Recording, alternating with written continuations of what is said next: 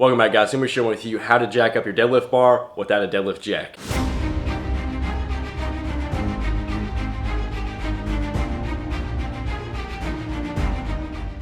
Some of you guys may not be familiar with what a deadlift jack is, especially if you're a beginner, that's probably going to be the case. But let me just show you, this is a single jack, which has one prong. Now with a single prong deadlift jack, you're going to try to get this prong as close to the deadlift collar as possible.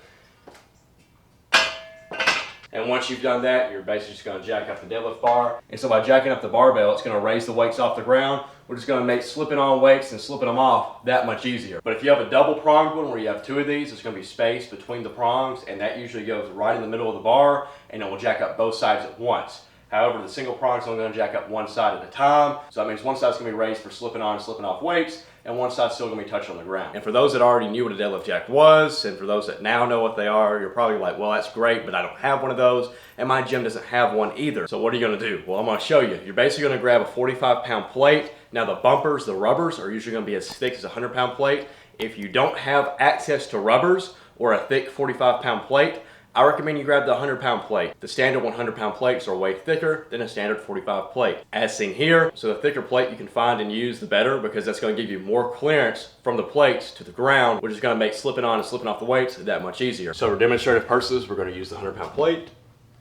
So you want to make sure that this bumper is going to be closer to the outside of this plate that you're rolling it onto, and that's to make sure you can slide the weight on without it hitting this plate. All right, so now we're going to roll it on.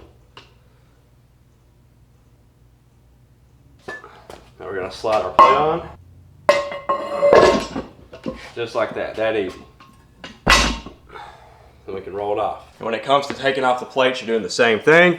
You're going to roll it on, and then just going to take it off. It'll slide right off. When it comes to beginners and other people that aren't really oriented to strength building in the gym, they may not see this as a necessity. However, let's look at how complicated it can be when you don't have access to a deadlift jack or you don't use this plate method. Now for the individuals that follow my account, you already know that I deadlift 600 pounds raw, so this isn't really a lot of weight for me. However, after I add 5 plates to each side, get closer to 495 pounds or 500 pounds, moving all that weight is extremely taxing on me. Not only does it eat into my rest time in between sets, but it's also fatiguing me. So if I don't use a deadlift jack with the plate method, this is how it looks when I load up the bar for those 10 to 12 plates I have to add on.